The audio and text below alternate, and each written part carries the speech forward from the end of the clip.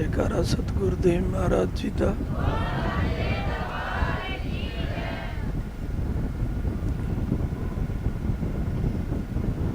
हम जितने भी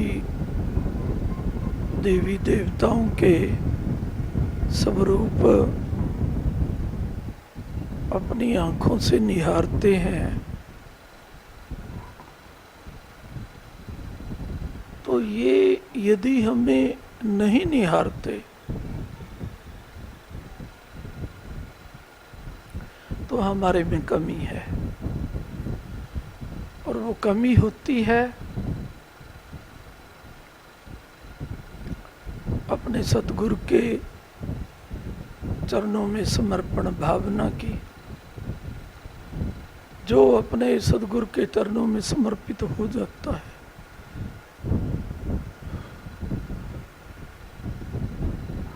उसे तो सारे देवी देवता निहारते हैं। और कई बालक तो ऐसा भी कह देते हैं कि गुरु याद में और गुरु दरबार में जिन देवताओं के दर्शन करते हैं वो हमारे ऊपर खुश नहीं है। तो क्या तुम गुरुदेव के ऊपर खुश नहीं हो? गुरुदेव पर जो प्रसन्न होते हैं, देवी देवता तो उसे प्रसन्नता से ही देखते हैं। नाराज होने का तो कोई मतलब ही नहीं है।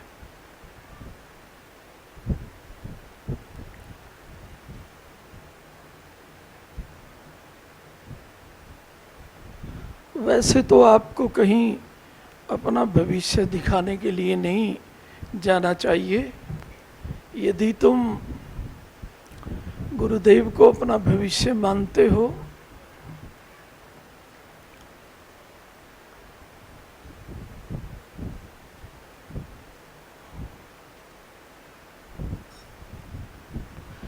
परंतु कोई भविष्य देखने वाला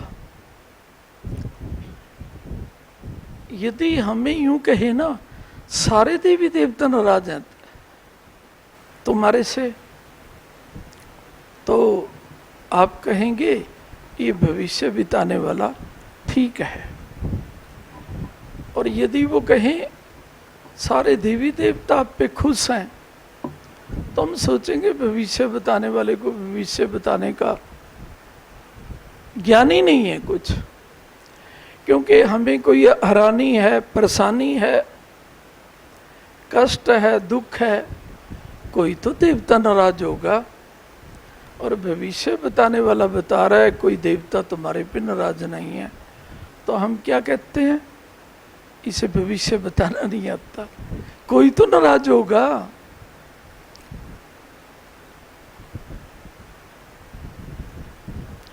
गुरु खुश होते हैं तो कोई नाराज नहीं होता। और यदि कोई हमें नाराज कहता भी है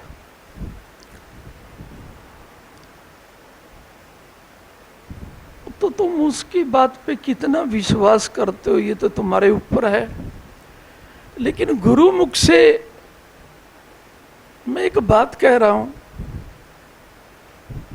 गुरु की बात को भविष्य बताने वालों से भी पहले मानना चाहिए। तुम्हें ये मान लेना चाहिए कि हम ही गुरुदेव से नाराज हैं, तभी तो कोई कह रहा है देवता तुम्हारे ऊपर नाराज है। जयकारा सतगुरुदेव महाराज। और गुरुदेव तुम्हारे पे प्रसन्न हो, तुम गुरुदेव पे प्रसन्न हो, तो फिर भविष्य देखने वाला ही गलत है जो ये कहते हैं कि कोई देवी देवता तुम्हारे ऊपर नाराज है।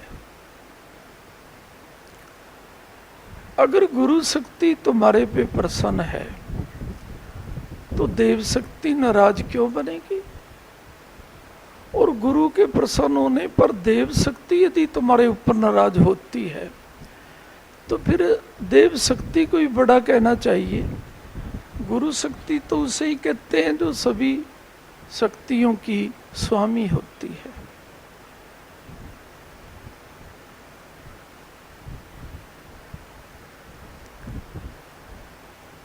तो गुरु याद में सभी देवों की याद पूरी हो जाती है।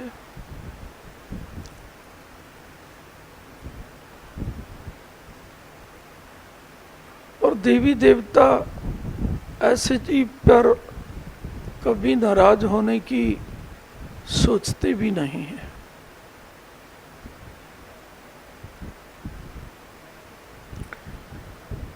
तो हम कैसे सोच लेते हैं कि कोई देवी देवता हमारे ऊपर नाराज है, या तो हम नाराज हो गए हैं गुरुदेव से। और अगर आपकी आत्मा मानती है कि गुरुदेव तो नाराज भी होते हैं, पता नहीं क्या कष्ट दूर कर देते हैं, लेकिन हम अपने श्रद्धे से कभी नाराज नहीं होंगे, तो तुम्हें सारा ब्रह्मांड भी कहे कि कोई देवी देवता तुम्हारे ऊपर नाराज है, तो आपने गुरुदेव की वाणी की ओर ध्यान देना चाहिए। गुरु कहते हैं, गुरु ज्योत प्रसन्न हो जाने पर सारे देवी देवता प्रसन्न हो जाते हैं।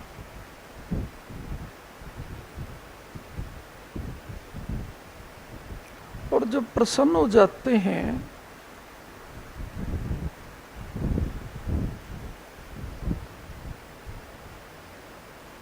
तो गुरु की याद ही हमारे लिए सबसे बड़ी खुशी बन जाती है।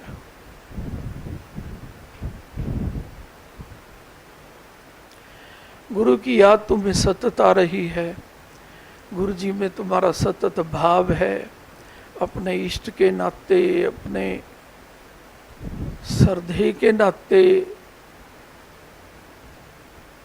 तो कैसे कोई देवी देवता नाराज हो सकता है? होना भी नहीं चाहिए और मानना भी नहीं चाहिए कि देखो गुरुदेव में श्रद्धा है, गुरुदेव में समर्पण है, हमारी आत्मा जानती है। हाँ, गुरुदेव में श्रद्धा ना रहे, गुरुदेव के चरणों में भाव ना रहे, सारे देवताओं में रहे, कोई भी देवता ऐसा ना हो जिसकी आप पूजा ना करें, समझ लेना चाहिए कि अब हम मुख्य आधार से अलग हो चुके हैं, क्योंकि मुख्य आधार तो गुरु प्यार होता है और इसीलिए उसको सर्वसहारा कहते हैं। कई कहते हैं ना, गुरु से भाव दूर हो गया चलेगा। हम जिन देवी देवताओं को मानते हैं उनसे तो हमारा भाव नहीं टूटा। ये भी एक काल की चाल होती है।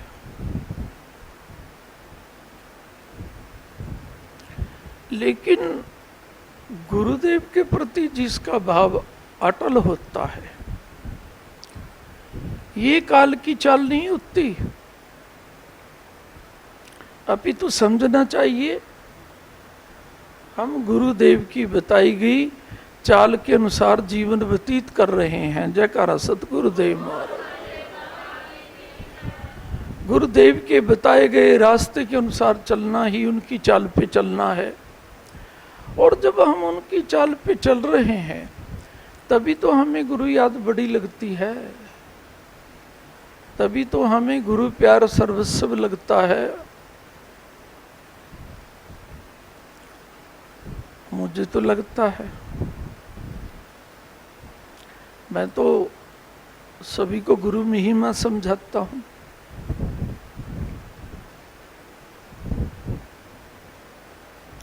देव महिमा गुरु महिमा से तो बड़ी कभी हो भी नहीं सकती, होनी भी नहीं चाहिए, कभी हुई भी नहीं है, होगी भी नहीं।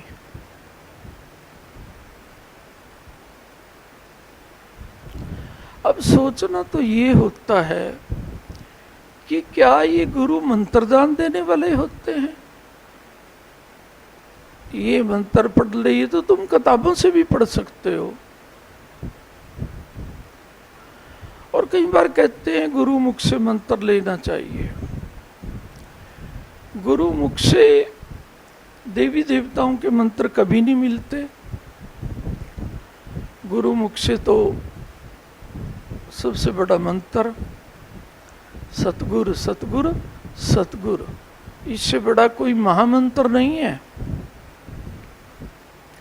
गायत्री मंत्र भी जो वेदों का प्राण है, इसमें कोई झूठ बात नहीं है।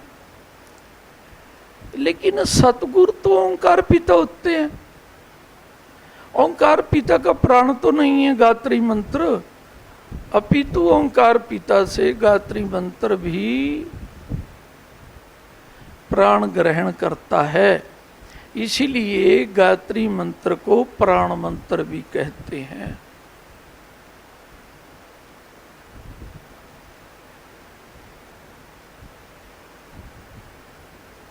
लेकिन प्रणव मंत्र नहीं कहते। प्रणव मंत्र तो हम ओंकार महामंत्र को कहते हैं।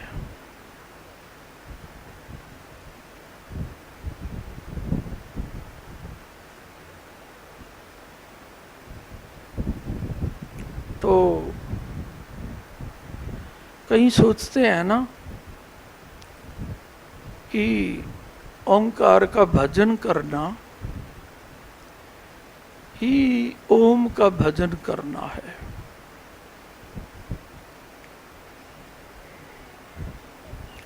तो सतगुरु का भजन करना किसका भजन करना होता है? क्योंकि सतगुरु रूप में वही तो पूजे जाते हैं।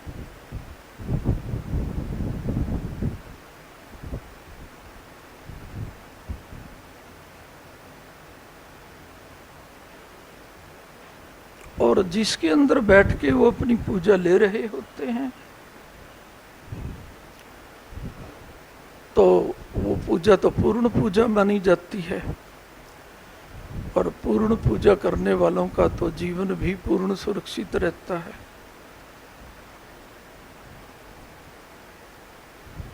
क्योंकि देवी देवताओं के पूजन करने वालों का जीवन पूर्ण सुरक्षित रहे कोई जरूरी नहीं है। क्योंकि देवी देवताओं की पूजा करते भी संकट आ जाता है। लेकिन सतगुरु की पूजा करते तो कभी संकट आ ही नहीं सकता। और कली काल में तो ये भी सुनते हैं कि गुरु के शिष्यों की तो बात छोड़ो, गुरु स्वयं पूजा करते हुए काल कबलित हो जाते हैं।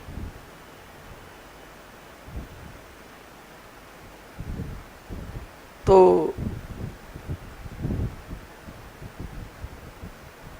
क्या उनके अंदर बैठ के परमात्मा अपनी पूजा ग्रहण कर रहा है? उनके अंदर बैठ के तो शिष्यों की पूजा भी नहीं ले रहा, गुरु की पूजा भी नहीं ले रहा। और भाई बहनों, एक बात कहना चाहता हूं आपको मैं, जिसके अंदर बैठ के वो परवरदिगार अपनी पूजा लेने लग जाते हैं, उनसे पूजा बनती भी तो नहीं है। वो तो दया करते हैं, संगत पे भी करते हैं, पशुओं पे भी करते हैं, पक्षियों पे भी करते हैं। परमात्मा जब हृदय में बैठता है तो दया बढ़ जाती है।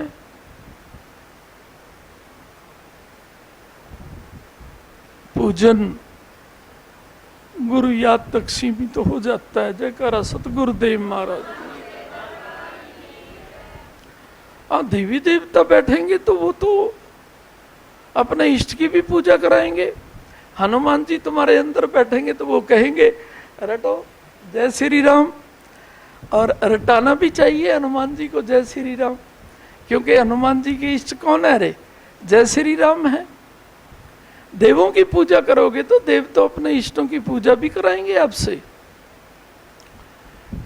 कि हमारे इष्ट की पूजा करो, इससे हमारा भी शक्ति बढ़ेगी और प्रत्येक देवता ये चाहता है हमारे इष्ट की पूजा हो। और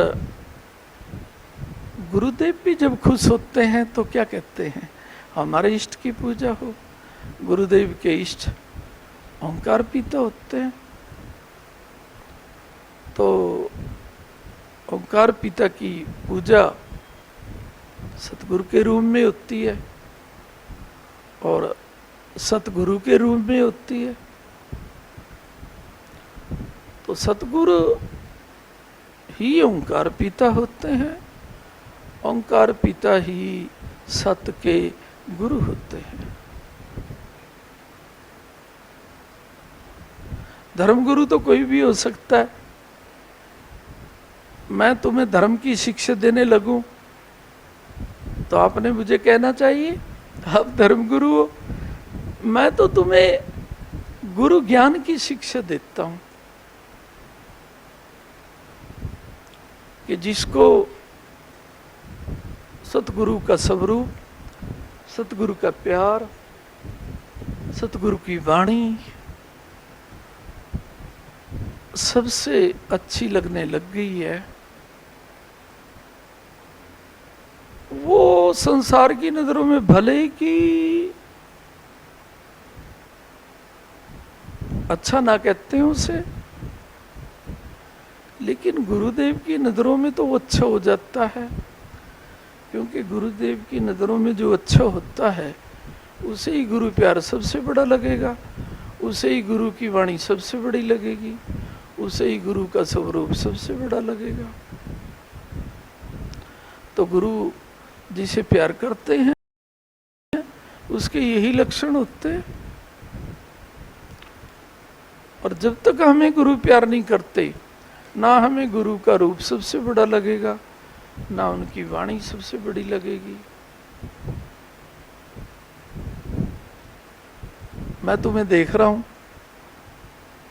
अपने गुरु याद में देख रहा हूं, क्योंकि देखने के लिए अपने नेत्र तो गुरु चरणों में चढ़ा रखे हैं मैंने।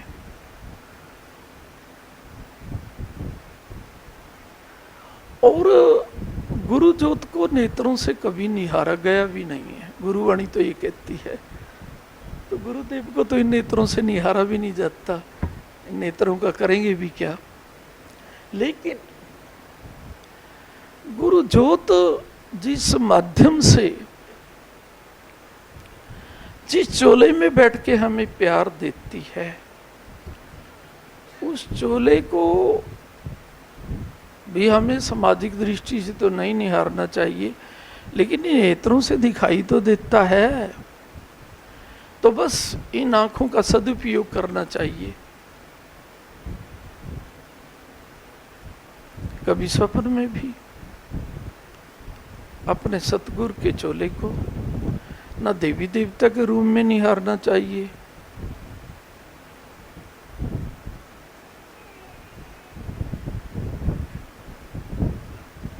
और ना किसी भगत पीर फकीर के रूप में देखना चाहिए। अपितु जो सर्वनियंता शक्ति है उसी के रूप में देखना चाहिए, क्योंकि उनको देखने के लिए तो इन आंखों से काम नहीं चलता। फिर भी जो ये सोचते हैं वो कैसे हंसते हैं, कैसे बतियाते हैं, कैसे हमारे साथ बातें करते हैं, कैसे हमें आश्वासन देते हैं जब हम रुकते कल्पते हैं। और रोना कल्पना कौन नहीं करता, जिसने जन्म लिया है सारे करते हैं, कोई बीमारी से कोई हारी से।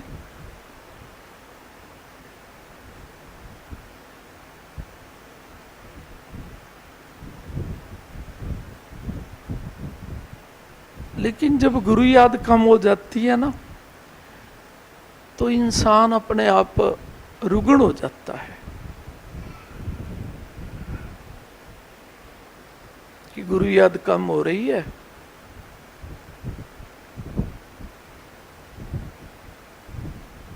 इसीलिए मैं रुग्ण हो गया हूं।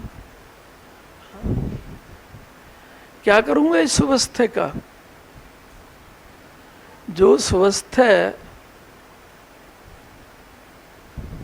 गुरु याद में नहीं रखता, उस स्वास्थ्य का करेंगे क्या? और कई कहते हैं हमें तो जुकाम तक नहीं होता। अरे रे,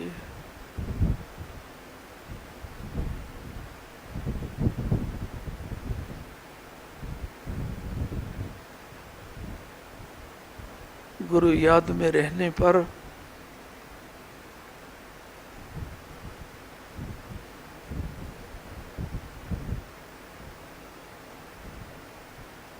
होता तो कुछ नहीं है, परंतु यदि कोई प्रारब्ध ऐसा हो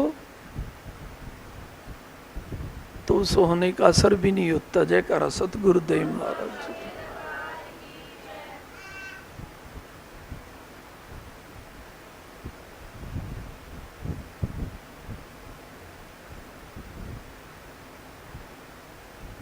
वैसे मैं एक बात कहता हूं आपको, प्रारब्ध तो सभी के होते हैं, मुनियों के भी होते हैं, पापियों के भी होते हैं।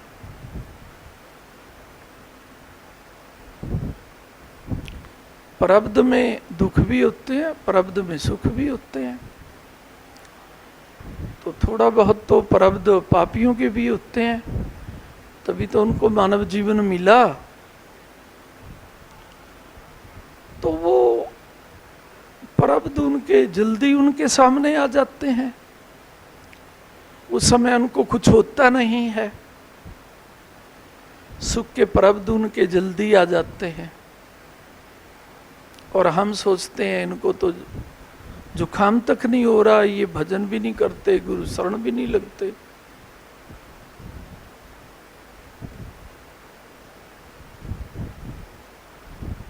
और उनका प्रारब्ध बेमाता पहले भुगतवा देती है। सुखों वाला थोड़ा बहुत जो होता है वो आधार नष्ट हो जाता है, और फिर उनके जीवन में दुख ही दुख होते हैं। परिवार उनका कहना नहीं मानता, अपने हृदय में उनका सम्मान नहीं होता, हाथों से कोई दया वाला कार्य नहीं होता, परिवार की उपेक्षा करने लग जाते हैं, बाहर की तो बात छोड़ो। और जीवन में हम देखते भी हैं, कभी चारों तरफ जिसके आगे लोग राजा की तरह झुकते थे, थोड़े दिनों में प्रकृति बेमाता, क्योंकि जब वो धर्म अनुकूल जीवन से बाहर हो जाता है, उससे नाराज हो जाती है, और कोई भी उसका मान नहीं करता, उसका जीवन महादुखी हो जाता है। जब हम धर्म की गोदी में बैठते हैं तो प्रारब्ध में जो थोड़े बहुत दुख होते हैं वो एकदम तेजी से आ जाते हैं, कि ताकि वो जल्दी से कट जाएं,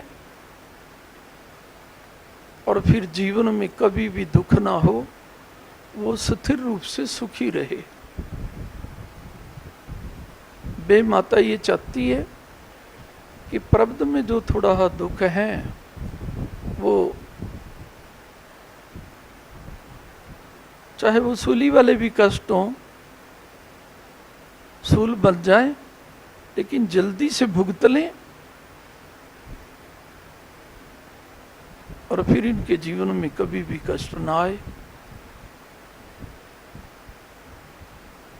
ऐसा होता है कई बार, जो सोचते हैं हम देवता की शरण है, थोड़ा बहुत परेशानी क्यों आ रही है, तो वो जल्दी जल्दी भुगतवा देते हैं, ताकि फिर जीवन में कभी किसी भी प्रकार का कष्ट ना आए, और आता भी नहीं है। थोड़ा धैर्य रखना चाहिए।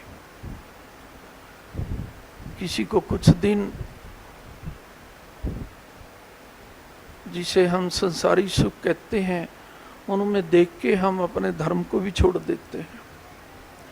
अरे वो प्रकृति माँ उनसे नाराज हो गई है, थोड़ा बहुत जो उनका पुण्य है प्रारब्ध के अनुसार वो उसको जल्दी देके फिर दुखों के सागर में धकेल देती है। और जो गुरु के भरोसे रहने वाले हैं, अपने परमात्मा के भरोसे रहने वाले हैं, थोड़ा बहुत यदि उनके दुख का प्रारब्ध होता है कोई, वो बेमाता जल्दी से काट देती है और उस दुख को सहन करने की शक्ति भी दे देती है। और थोड़े अंतराल के बाद उनका जीवन बिल्कुल निष्कंटकमय बन जाता है। कोई कांटा नहीं रहता, कोई जीवन में मंगल नहीं रहता, कोई जीवन में धोखा नहीं रहता। थोड़ा सब्र चाहिए। जब बेमाता कृपा करती है तो प्रारब्ध का जो दुखमय कोई थोड़ा कर्म होता है उसको जल्दी भुगतवा देती है, ताकि जीवन इसका पूर्ण सुखी रहे। और जो धार्मिक नहीं होते, साधु ब्राह्मण धर्म दया नहीं रखते, बद्दुआएं लेते हैं, बेमाता उनके जीवन में उनका जो थोड़ा प्रारब्ध होता है, कोई पुण्य कर्म होता है, क्योंकि थोड़ा बहुत कोई पुण्य कर्म भी होता है, तभी जाके उसको मानव देह मिली है, नारायणी देह मिली है। और थोड़ा बहुत कोई विषम कर्म भी होता है जो नहीं होना चाहिए प्रारब्ध के अनुसार, क्योंकि तभी तो इस मृत्यु लोक में आना पड़ता है। नहीं तो वैकुंठ लोक में बैठे अपने भगवान के चरणों में, जरूरी मृत्यु लोक में जन्म लेना है। अपने कर्मों का हिसाब करने के लिए जो रह जाता है, जीव मृत्यु लोक में आते हैं। लेकिन धन्य है वो जीव जो ये सोचते हैं हमारा सबसे बड़ा कर्म गुरु याद में रहना। उसका जो प्रारब्ध कर्म है वो भी नष्ट हो जाता है और नया प्रारब्ध भी नहीं बनता, क्योंकि नया प्रारब्ध बनेगा तो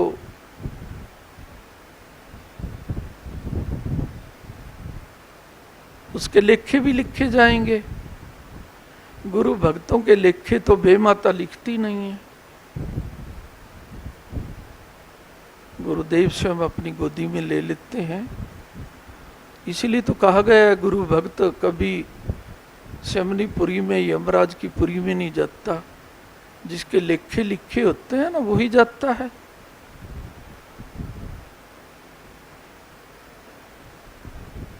गुरु के प्यारे तो गुरु लोक में जाते हैं, गुरु के द्वारा लिजवाए जाते हैं। देवी देवता तो गुरु के लोक में अपने बच्चों को पहुंचा भी नहीं सकते, अपने लोक तक तो ले जा सकते हैं, लेकिन गुरु लोक में तो देवी देवता भी नहीं ले जा सकते। तो गुरु भक्त तो गुरु लोक में जाते हैं और गुरु की याद में जाते हैं और बिना कष्ट बाधा के जाते हैं।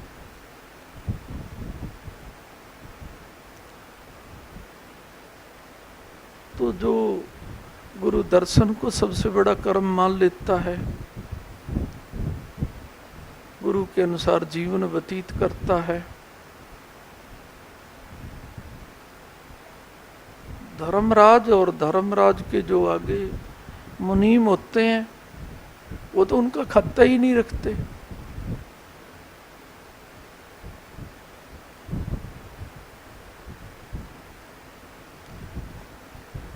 तो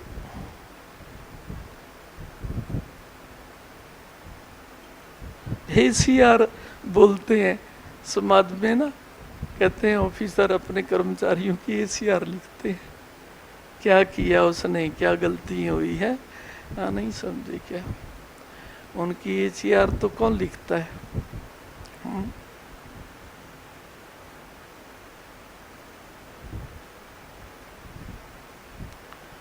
लिखती तो आज सकती है, लेकिन लिखती क्या है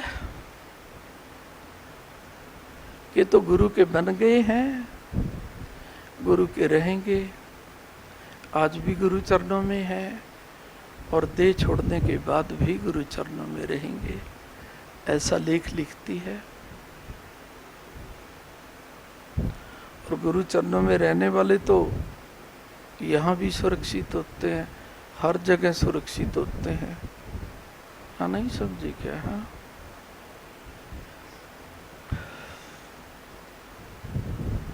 यमपुरी में जाने वाले सारे तो सुरक्षित नहीं होते, चाहे किसी को 2 मिनट का नरक देखना पड़े, धर्मराज युधिष्ठिर की तरह देखना तो पड़ता है।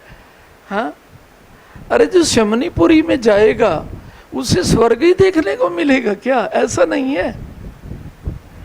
जो धर्मराज की पुरी में जाता है, किसी को थोड़ी देर, किसी को ज्यादा देर, कहीं ना कहीं तो नरक भी देखना पड़ता है।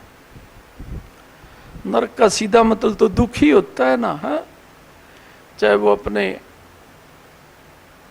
परिवार वालों के मुंह का हो, किसी भी प्रकार का हो सकता है मौत। हाँ, नहीं समझे क्या? और गीता कहती है सारे मोह दुखी करते हैं, एक गुरु मोह ही है। जितने भी ब्रह्मांड में मोह है सबको मोह लेता है।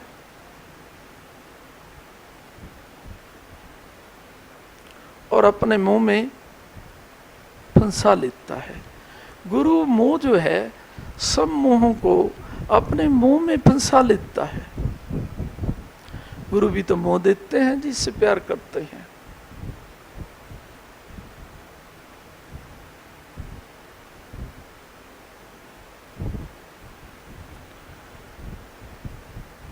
लेकिन ये कोई देह मोह नहीं होता, कोई सामाजिक मोह नहीं होता, ये तो सत की याद का मोह होता है। जो जो हम गुरु की याद में जाते हैं, जीव क्या कहते हैं, हमें ये सामाजिक मोह जो है ना काटने को आते हैं कि कुछ नहीं, यहाँ के मोह यहीं समाप्त।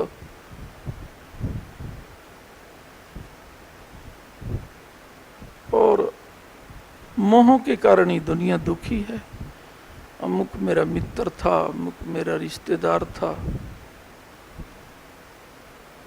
मैं उनके कहने में चला, आज ये दुख पा रहा हूँ। अमुक मोह वाले संबंधियों ने मुझे दुख दिया, धोखा दिया। ऐसा ही चारों और सुनने को मिलता है। गुरु मोह तो धोखों से बचाता है। गुरु मोह धोखा तो कभी दे ही नहीं सकता। और गुरु मोह से यदि धोखे होने लगे तो कौन गुरु के नाम को ऊंचा नाम कहेगा? ऊंचा नाम गुरुमुख को कहते हैं। और गुरुमुख से तो गुरु महिमा ही निकलती है। और जो उनके शिष्य होते हैं उन्हें गुरुमुखी कहते हैं। उनके अंदर से भी अपने गुरुदेव की महिमा निकलती है कि देखो हमारे गुरु हमारे कवच हैं, हमारे गुरुदेव हमारे बख्शनहार भी हैं, बख्श भी देते हैं। जब कोई संकल्प करता है कि पिता अनजाने में कोई गलती होगी, आप माफ करना, जानबूझ करके कभी नहीं करेंगे। जयकारा सतगुरुदेव महाराज।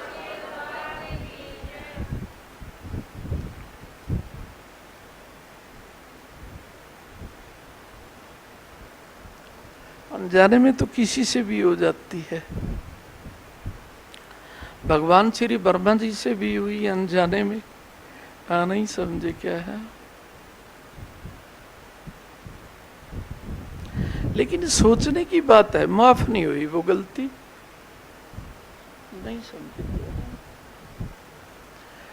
ब्रह्मानी माँ के आने से पहले ही यज्ञ की रचना कर डाली। मुहूर्त ना चला जाए, पुण्य ना चला जाए, पुण्य का मुहूर्त ना चला जाए। नहीं समझे क्या। चलो लेट सही, हमारे गुरुवर ने माफ की है। जयकारा सतगुरुदेव महाराज जी का। माफ की है तभी तो आपके सामने क्या हंसते हुए बैठे हैं। नहीं समझे क्या है।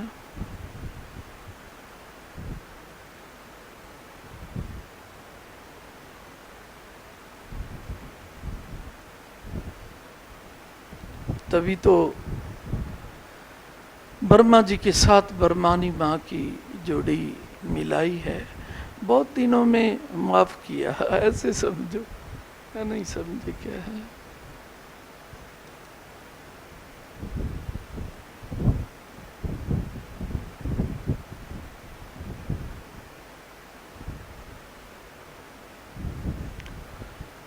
तो देवी देवता तो फिर भी खुश होते हैं कि भले कि लेट माफ किया, परवरदिगार ने हमें माफ तो किया। क्या बोला है। और पृथ्वी पे गुरु अनजाने में गलती हो जाती है तो माफ कर देते हैं। देवताओं का नंबर भले कि लेट लगा दें, भगवान श्री वर्मा जी की तरह है। जयकारा सतगुरुदेव महाराज जी का। लेकिन पृथ्वी पे अपनी रैयत का, अपने भक्तजनों का नंबर लेट नहीं लगाते। अभी तो कहते हैं चलो अनजाने में तो माफी, जानबूझ करके कभी ना करना।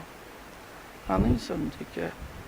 अनजाने में होगी तो माफी, इसलिए तो उनको बख्शनहार कहते हैं। हाँ, तुम भी कभी जाने में ना करना।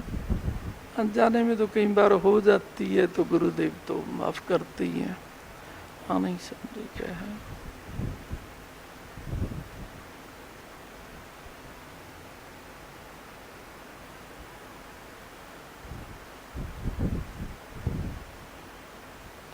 चलो हो गया।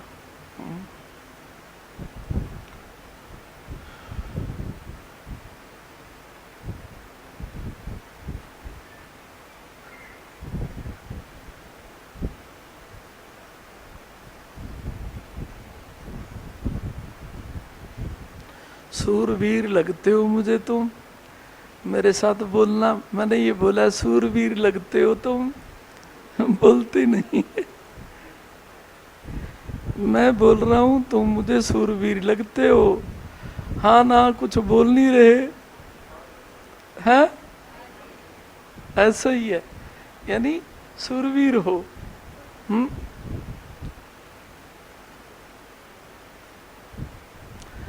गुरु की शक्ति के भरोसे चलने वाले तो वाकई सूरवीर होते हैं। नहीं तो बड़े बड़े सूरवीरों का क्या अंत होता है। हाँ, बुरा अंत हो जाता है। हाँ, नहीं समझे। बड़े बड़े सूरवीरों का होता नहीं है क्या। अर्जुन का अंत कोई अच्छा थोड़ा ना हुआ है। भले कि वो कितने बड़े सूरवीर थे, अंत तो बुरा हुआ है। नहीं समझे क्या है। बर्फों में गिर के, बर्फों में गड़ के शरीर छूटा है, ये कोई अच्छा अंत तो नहीं है। नहीं समझे क्या है। कौन कहेगा इसे ये अच्छा अंत है। कितने बड़े सूरवीर थे। नहीं समझे क्या है। अंत तो अच्छा नहीं है। नहीं समझे क्या।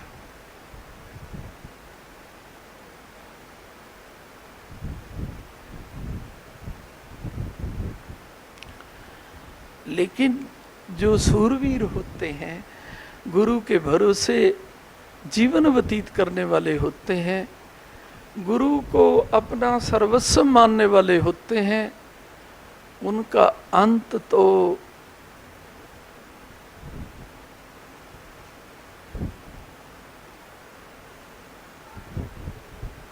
कभी भी नहीं होता, क्योंकि उनको यमराजपुरी में नहीं जाना होता। और वो जो गुरु याद में जाते हैं, गुरु याद में जाने वालों का अंत तो कभी हुआ ही नहीं समझे क्या? वो तो अनंत के तरनों में चले जाते हैं। अनंत के तरनों में जाने वालों का तो अंत कभी हुआ ही नहीं समझे क्या? अब पांडव कितने ही सूरवीर थे, अनंत के चरणों में तो नहीं गए। हाँ, नहीं समझे क्या? धर्मराज के आगे तो पेश ही होना पड़ा। हाँ, नहीं समझे क्या? तो एक तो सूरवीर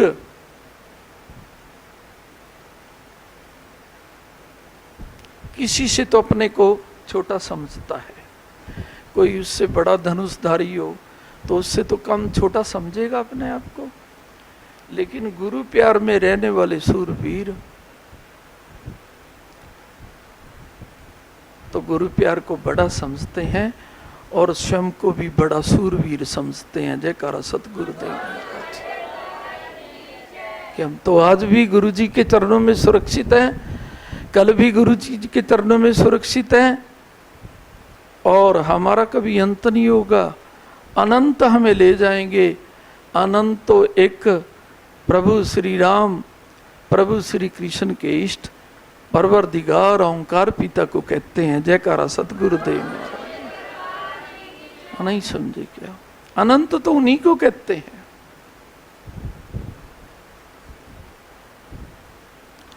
तो उनके प्यार में रहने वाले सूरवीर होते हैं। तो तुम भी रहते हो तो किसी को ना कहो, कोई हंसी कह रहेगा तुम्हारी, लेकिन स्वयं को तो कह सकते हो। गुरु याद में रहने वाले सूरवीर हैं। हमारा कभी भी अंत नहीं हो सकता। अनंत के चरणों में जाएंगे और अनंत के चरणों में बैठने वालों का तो अंत कभी होता ही नहीं है। हाँ, नहीं समझे क्या है? क्या बोला है? शरीर बदलता है, सभी का बदलता है मृत्यु लोक में, लेकिन अच्छे ढंग से बदलना चाहिए ना।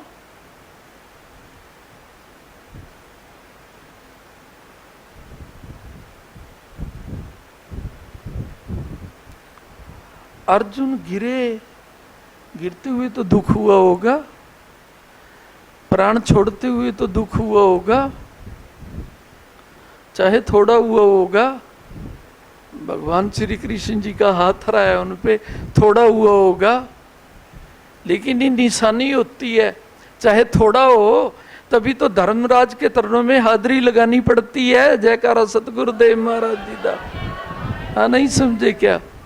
जिसे थोड़ा भी नहीं होता वो धर्मराज के चरणों में हाजिरी लगाएगा क्या? है वो तो पृथ्वी पे जिनकी हजूरी करता है, उन्हीं की हाजिरी में, उन्हीं के चरणों में जाता है, उसे तो थोड़ा भी कष्ट नहीं होता। जयकारा सतगुरुदेव महाराज। हाँ, नहीं समझे क्या? सूरवीर को तो कभी कष्ट नहीं होता, और उसी को गुरुवाणी असली सूरवीर कहती है। कोई गुण मिल गया किसी देवता के आशीर्वाद से,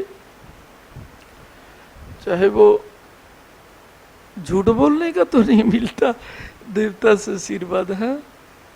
नहीं समझे क्या है?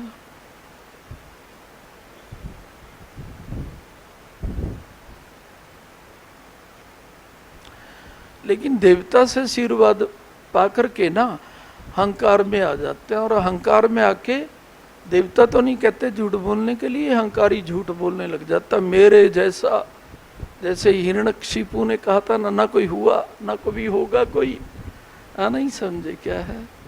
हमारे जैसा गुण किसी के पास नहीं है।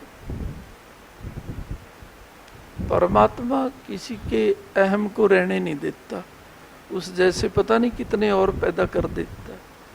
नहीं समझे क्या। अहंकारी आदमी तो झूठ बोलेगा ही। नहीं समझे क्या। अहंकार में चलो क्या लेना हमें इन बातों से। हम तो ये अहंकार करते हैं और करना भी चाहिए कि अपने सतगुरु महाराज जी के सूरवीर हैं। जयकारा सतगुरुदेव महाराज जी। इस अहंकार ने तो कभी किसी को दुखी नहीं किया, नहीं तो अहंकार तो दुखी करता ही है। नहीं समझे क्या। अरे भाई अहंकार कर रहे हैं अपने गुरु जी के प्यार पे, अपने गुरु जी के सूरवीर हैं। क्या बोला रे, अपने गुरु जी के सूरवीर हैं। पता नहीं तुम हो या तू है या नहीं, बोल तो दिया करो जैसा गुण आता है।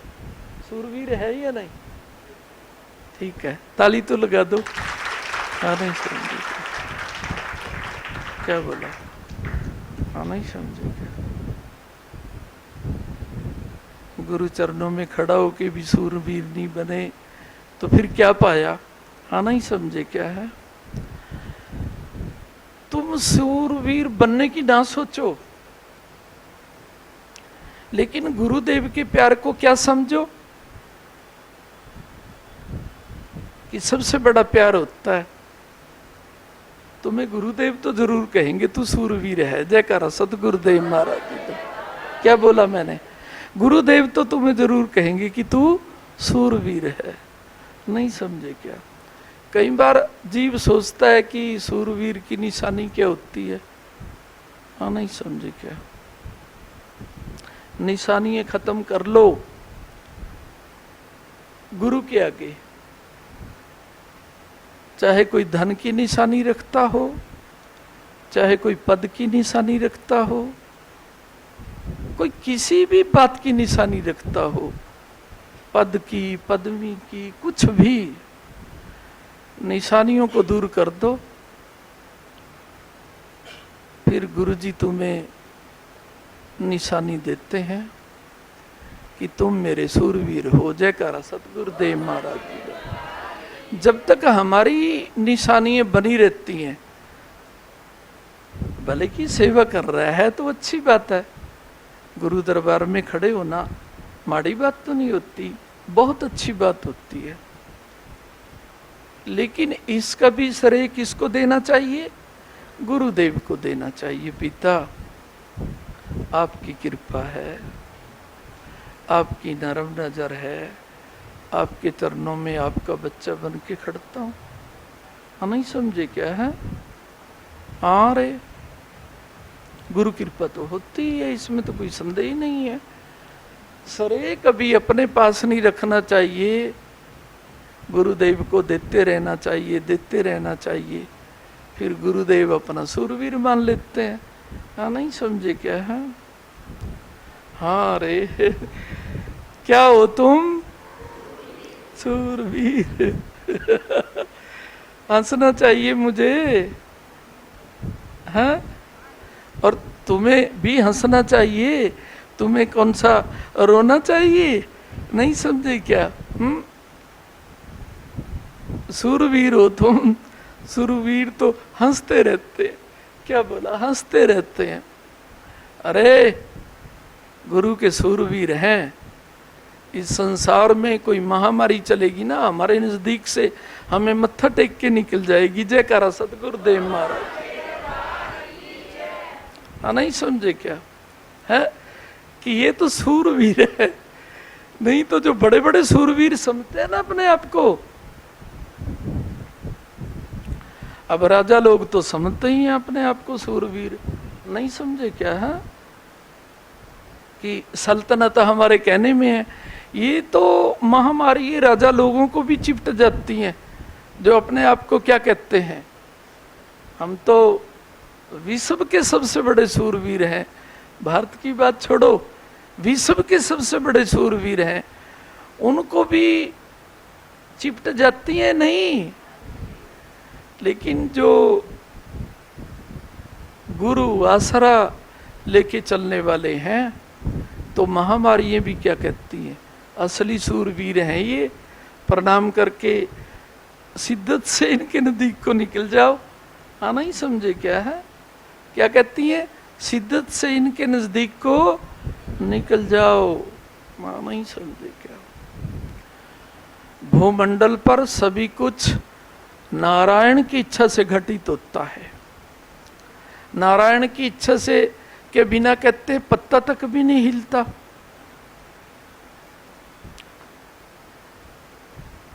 तो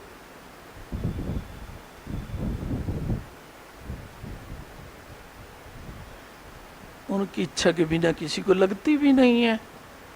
क्या बोला? और लगनी भी नहीं चाहिए, क्योंकि सच्चे सूरवीर तो वही होते हैं जिन्हें एक केवल गुरु प्यार छू सकता है। कहते हैं ना, ये बीमारियां छूने से होती हैं। अरे हमें चाहिए ना, जब मैं सच्ची वाणी दे रहा हूं गुरु जी की याद में, तुम्हारा भी संकल्प सच्चा होना चाहिए। नहीं, कहीं सोचते हैं बस गुरु वाणी सच्ची हो, हमारे संकल्प तो क्या है, झूठे हो जाएंगे। गुरु जी तो बख्शनार होते हैं। ये तो जानबूझ करके हुआ ना, गलतियां करना है। अनजाने में कोई गलती हो जाए तो वो तो गुरु जी कहते हैं चलो कोई बात नहीं समझे क्या। जाने में कभी ऐसा नहीं सोचना चाहिए। अब की बार तो कहीं नहीं कर रहा मैं प्रोग्राम अभी, है यदि किया तो ध्यान में रखना। कहीं सोचते हैं जब हम जा ही नहीं रहे तो क्या है, नहीं समझे क्या है। अरे कोई बात नहीं, तुम्हारे नाम से क्या क्या कर देंगे, साधु संतों की सेवा कर देंगे और कन्या पूजन पर डालेंगे। नहीं समझे क्या है। अच्छी ही जगह लगेगी। प्रकाश पर्व की तुम्हारी भेंट ना कभी गलत जगह लगी है, ना कभी लगेगी। जयकारा सतगुरुदेव महाराज जी का। नहीं समझे क्या। ऊंचे उठो इन बातों से। नहीं समझे क्या। जिसकी सेवा कटती है ना, और गुरु का प्रकाश जिस हृदय में है, वो तो रोता है मेरी सेवा कम क्यों हुई, कटी क्यों। नहीं समझे क्या। चाहिए तो बढ़नी, उल्टा कट गई, वो तो रोता है। और जो हंसता है सेवा कटने पर, बताओ कैसे कह सकता है वो कि मैं गुरु प्यारा हूं। नहीं समझे क्या। और मैं तो सभी को गुरु प्यारा ही बनाने के लिए बैठा हूं यहाँ पर। जयकारा सतगुरुदेव महाराज जी का। सही बात है, मैं तो सभी को ही गुरु प्यारा बनाने के लिए बैठा हूं। नहीं समझे। आशीर्वाद सभी को। बेटियों